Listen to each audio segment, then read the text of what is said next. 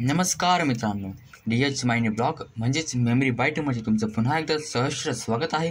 आपण machine लर्निंगचे parts पाहत आहोत. त्याच्यापैकी पार्ट 1 आणि पार्ट 2 आपला झाला आहे. आता पार्ट 3 चालू आहे. पार्ट 3मध्ये आपण बघणार आहोत पहिला question, support vector machine algorithm.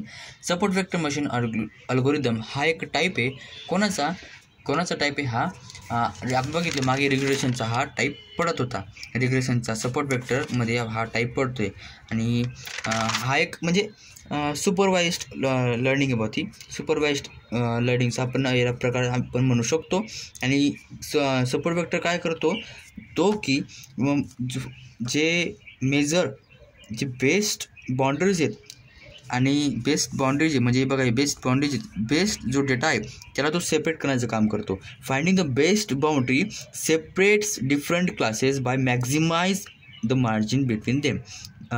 ते सेपरेट करण्याचं काम करत असतं म्हणजे आणि यालाच आपण सपोर्ट वेक्टर मशीन लर्निंग असं बोलतो. त्याच्यामध्ये दोन प्रकार पडतात. दोन प्रकार, लिनियर SVM आणि नॉन लिनियर. लिनियर म्हणजे काय, ती सरळ जाणारी, ही सरळ जाणारी. आणि नॉन लिनियर म्हणजे काय, जी सरळ नाही जात, सिम्पल आहे, अशी असणार आहे ती, अशी असेल ती. आणि इथं डेटा असेल अशी असेल ती. यालाच आपण नॉन लिनियर असं म्हणतो. आणि नंतर आपला न्यावबाईस थेरम काय म्हणतो की तो असा एक थेरम आहे. सुपरवाइज्ड लर्निंगचा टाईप येतो, पण तो असा एक थेरम आहे जो की टेक्स्ट क्लासिफिकेशन करतो आणि त्याच्यामध्ये हाय डायमेन्सिटी पण आपण ट्रेनिंग डेटा आपण त्याच्यात टाकू शकतो. आणि हा जो अल्गोरिदम आहे तो सिम्पल आहे आणि इफेक्टिव्ह आहे. आणि त्याच्यात तो काय करतो की जे म्हणजे येणारे क्वेश्चन्स किंवा येणारे डेटा आहे त्यांच्यावर फास्ट प्रेडिक्ट करण्याचं काम करत असतो. असा हा न्यावबाईस थेरम आहे. आणि न्यावबाईस थेरम नाव कसं पडलं? न्याव म्हणजे काय की फीचर्स जे की सर्टन फीचर इंडिपेंडेंट राहतं ना, की certain feature is independent of the occurrence of the features. म्हणजे इंडिपेंडेंट हे फीचरवर राहतं बुवा, इंडिपेंडेंट. आणि बाईस म्हणजे काय की जे पण प्रेडिक्शन्स आहेत, न्याव म्हणजे काय, जे पण प्रेडिक्शन्स आहेत ते प्रेडिक्ट करणं आपण न्यावमध्ये असं म्हणू शकतो. आणि बाईस म्हणजे काय, एक बाईस नावाचं थेरम आहे. त्या थेरमचा एक नियम आहे, फॉर्म्युला आहे. तो फॉर्म्युलावर याला म्हणजे हा प्रेडिक्ट करत असतो. त्याचा फॉर्म्युला असा आहे की PA/B is equal to PB/A. PA/B is equal to PB/A. किती सिम्पल आहे. पण डॉट P/A इथं डॉट P/A किती सिम्पल आहे. पण डिवायडेड बाय P/B. समजलं? P/B. ठीक आहे. त्याचे काही टाईप्स आहेत, गॉसियन, मल्टीनॉमियल, बर्नोट, हे असे त्याचे टाईप्स आहेत. त्याचे ॲडव्हान्टेज काय आहे की फास्ट आहे बुवा, आणि ते चांगलं बायनरीमध्ये पण यूज करू शकतो बुवा आपण त्याला, आणि पॉप्युलर पण आहे. आणि त्याचे ॲडव्हान्टेजेस काय आहे की ते रिलेशनशिप्स बिटवीन फीचर्स ते लर्न नाही करू शकत बुवा. आणि ते त्याला लार्ज डेटासेट जर दिला आपण तर ते म्हणजे लार्ज डेटासेट त्याला लागतो बा. जर आपण त्याला प्रेडिक्शन्स त्याला जर आपण ॲक्सपेक्ट करतो आहे त्याच्याकडनं तर त्याला लार्ज डेटासेट लागतो. आणि हे एक डिसॲडव्हान्टेज आहे बा, लार्ज डेटासेटवरती काम करत असतं. नंतर ॲप्लिकेशन, इट इज म्हणजे ते ॲप्लिकेशन त्याचेच ॲप्लिकेशन काय आहेत की ते स्कोरिंग कार्डमध्ये यूज होऊ शकतं, स्पॅम फिल्टरिंगमध्ये येऊ शकतं, सेंटिमेंट ॲनालिसिसमध्ये येऊ शकतं हे. नंतर आपलं नेक्स्ट क्वेश्चन आहे की step perform to solve problem.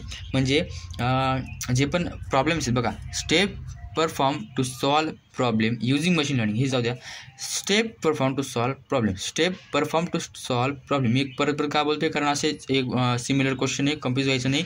Step perform to solve problem म्हणजेच प्रॉब्लेम सॉल्व करताना काय काय स्टेप्स आहेत, प्रॉब्लेम सॉल्व करताना काय काय स्टेप्स, बस प्रॉब्लेम सॉल्व करताना काय काय स्टेप्स आहेत.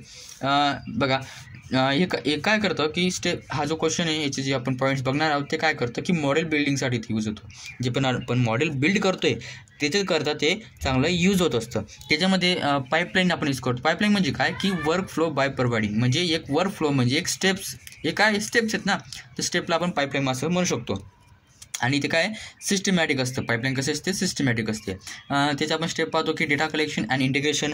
फर्स्टमध्ये आपल्याला काय करावं लागेल, डेटाला कलेक्ट करावं लागेल गॅदर करावं लागेल आणि तो गॅदर झाला की नंतर त्याला इंटिग्रेट करायचं म्हणजे एकत्र करायचं. नंतर व्हर्च्युअलायझेशन अँड ॲनालिसिस म्हणजेच त्याला व्हर्च्युअलाइज करायचं फॉर द बेटर अंडरस्टँडिंग. म्हणजे जे पण डेटा आहेत त्यांच्यामध्ये आपल्याला रिलेशन चांगलं कळायला पाहिजे म्हणून त्याला व्हर्च्युअलाइज करायचं, ॲनालिसिस करायचं, इझिली आयडेंटिफाय डेटा आणि मिसिंग डेटा आयडेंटिफाय आपल्याला लवकर करता येतो. नंतर फीचर सिलेक्शन अँड इंजिनिअरिंग. म्हणजे फीचर सिलेक्शन इंजिनिअरिंग म्हणजेच की त्याच्यात फीचर सिलेक्शन इंजिनिअरिंग हे सुटलं वाटतं. फीचर सोल्युशन करून टाकले ते सिलेक्शन आहे. फीचर सिलेक्शन अँड इंजिनिअरिंग म्हणजेच आपल्याला फीचर सिलेक्ट करावं लागतील. म्हणजेच आपल्याला त्याच्यामध्ये नेमका मेड कोणता टाकायचा आहे की आपण डेव्हलपरला ते विचार करावा लागतो की इंजिनिअरला त्याला विचार करावा लागतं की असं कोणतं फीचर टाकल्यावर आपल्याला चांगला आउटपुट मिळेल असं तो बघत असतो. आणि नंतर ट्रेनिंग डेटा हे सगळं झालं नंतर आपल्याला मॉडेल ट्रेनिंग म्हणजेच जे मॉडेल आहे त्याला आपल्याला ट्रेन करायचं आहे. म्हणजेच जो पण डेटा आलेला आहे त्या मॉडेलवर डेव्हलपर काय करत असतो त्या डेटावर डेव्हलपर काय करत असतो मॉडेलला ट्रेन करत असतो. आणि नंतर आपला मॉडेल इव्हॅल्युएशन ज्या मॉडेल ट्रेन झाला नंतर काय करायचं की मॉडेलला आपण इव्हॅल्युएट करतो म्हणजेच त्याला डिप्लॉय करून देतो आणि तो प्रेडिक्शन करायला तयार होऊन जातो. नंतर प्रेडिक्शन्स म्हणजे आता तो प्रेडिक्शन्स करतोय ही एक शेवटची लास्ट स्टेप आहे प्रॉब्लेम सॉल्विंगची. आणि तो प्रेडिक्शन्स करायला तयार होऊन जातो. असं आपण हे असतात steps point two problem solving. नंतर आपला नेक्स्ट जो असणार आहे आपला पॉईंट तो असणार आहे आपला steps to solve any real world problem. बघा मागचा क्वेश्चन काय होता की step perform to solve any काय होता स्टेप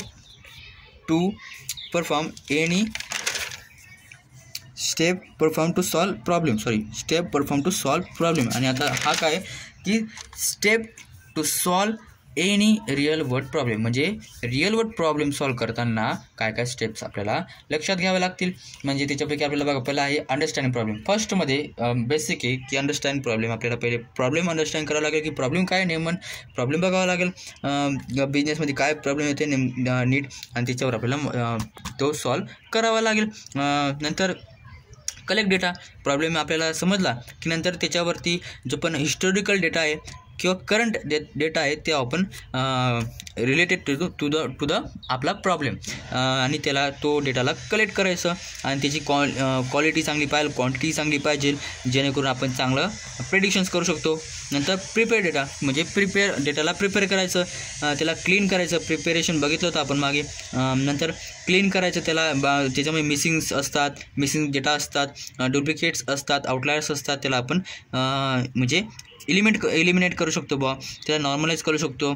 एन्कोडिंग असतात बाकीचे त्याला आपण हे करू शकतो स्प्लिटिंग करू शकतो ट्रेनिंग नंतर त्याला टेस्ट करू शकतो. नंतर हे प्रिपेअर डेटा झालं नंतर सिलेक्ट मशीन लर्निंग मॉडेल. नंतर इतकं झालं नंतर आपण एक मशीन लर्निंग मॉडेलला एक अल्गोरिदमला आपण चूज करू जेणेकरून आपण त्या अल्गोरिदमला मॉडेलमध्ये आपण इम्प्लिमेंट करू शकतो. आणि नंतर हे झालं नंतर ट्रेन मॉडेल म्हणजेच डेटाला ट्रेन करायचं. मॉडेल आपण टाकला गेला अल्गोरिदम टाकला गेला त्या मॉडेलमध्ये मग मॉडेलला ट्रेन करायचं. ट्रेन डेटा कशावर करायचं जे पण आपण डेटा कलेक्ट केला आहे त्याच्यावर आपण त्याला करू शकतो ट्रेन. आणि ते आपण काही पॅटर्न्स असतात त्याच्यावर तो रन होत असतो. पॅटर्न्स म्हणजे काही अल्गोरिदमचे पॅटर्न असतात ते पॅटर्नवर तो रिलेशनशिप फाइंड करू शकतो आणि शिकत असतो स्वतःहून. नंतर इव्हॅल्युएट मॉडेल परफॉर्मन्स म्हणजेच तो मॉडेलला इव्हॅल्युएट करायचं म्हणजेच त्याला त्याची जी ॲक्युरसी असते जनरलायझेशन असतं ते आपण बघायचं आणि त्याची जी प्रॉब्लेम सॉल्विंग करण्याची जी ॲक्युरसी आहे प्रिसिजन आहे रिकॉल करण्याची जी ही टेंडन्सी ती आपण बघायची. नंतर मग इतकं झालं त्याला टेस्ट केलं गेलं नंतर टेस्ट इव्हॅल्युएट म्हणजे टेस्ट करायचं प्रोसेस होती नंतर त्याला डिप्लॉय करून द्यायचं. डिप्लॉय म्हणजेच इम्प्लिमेंट करून द्यायचं आणि प्रेडिक्ट करण्यासाठी use the final model to make predictions म्हणजे प्रेडिक्शनसाठी त्याला डिसिजन घेण्यासाठी त्याला आपण इम्प्लिमेंट करून द्यायचं रिअल वर्ल्डमध्ये.